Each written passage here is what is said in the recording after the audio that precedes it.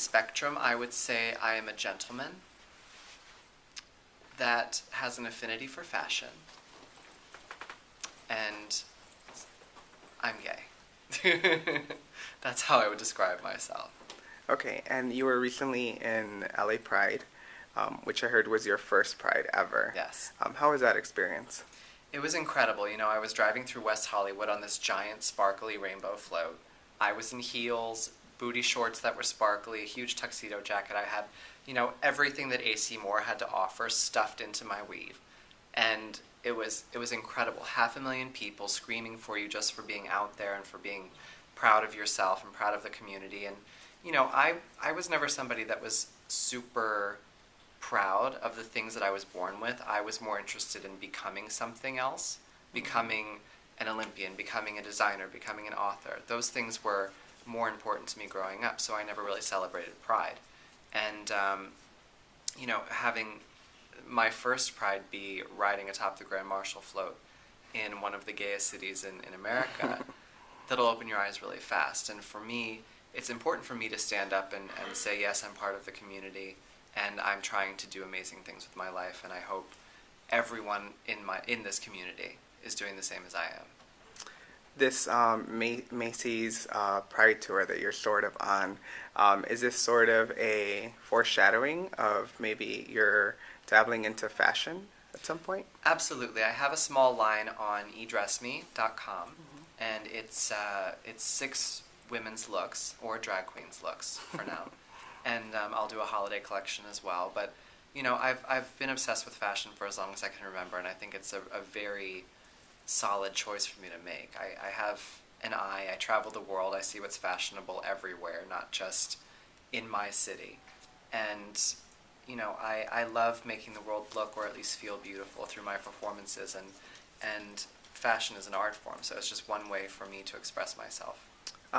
Your mom picked out your ensemble for Pride, correct? Yes. Does she play a role in, is she your Tina Knowles? No, I don't have a stage mom. Okay. My mom lets me do whatever I want. She'll give her opinion, but she's not there all the time. But it was so important for me to represent a gay man with a solid family base at Pride, because there's so much out there about, fathers and mothers not accepting their kids, and there are so many sob stories that I wanted to give my story, which is a happy one.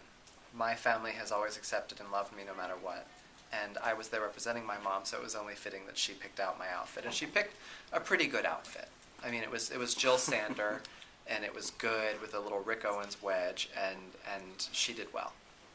Figure skating for me has always sort of felt like it had a lot of queerness to it, like a lot of gay components. It's very graceful. The men tend to maybe the fashion that's involved with figure skating is a little gay or appealing to the eye or queer in some way. But it also seems like it's very conservative in a lot of ways. Could you talk about your own personal experience? Well, figure skating for me was a sport and is a sport that I'm very talented at, and that was given to me by God or whomever gives you these talents. And I've always wanted to use figure skating as a performance space. And having traveled so much and working, very specifically with Russians, for example, Russians are about as homophobic as they get, for the most part. But a ballet dancer is their version of our Joe Namath or Kobe.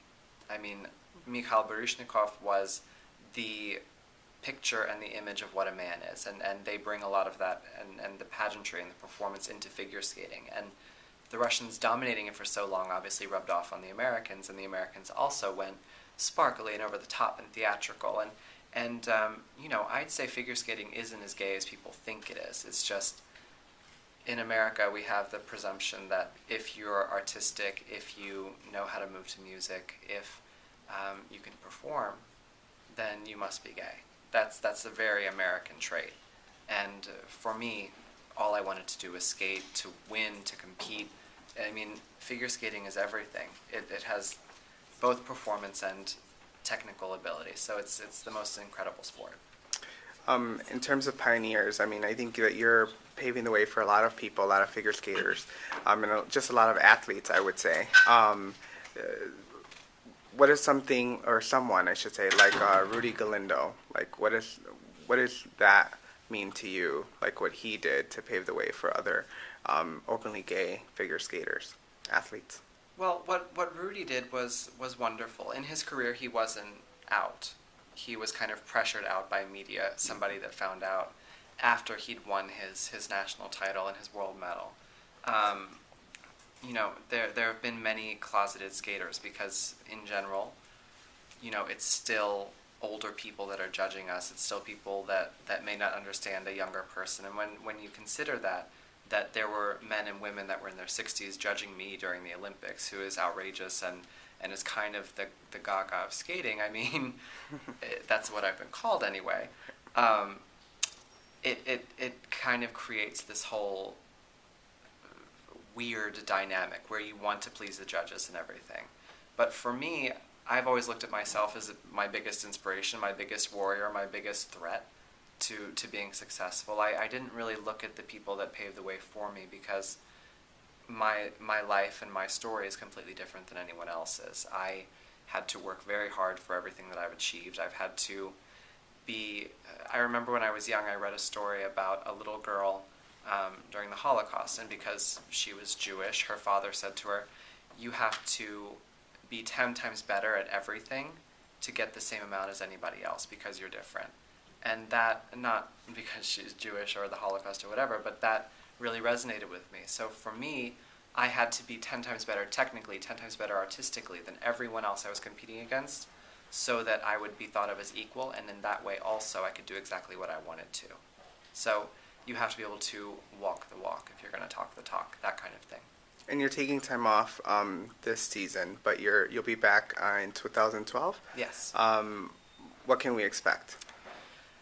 Hopefully a whole new me.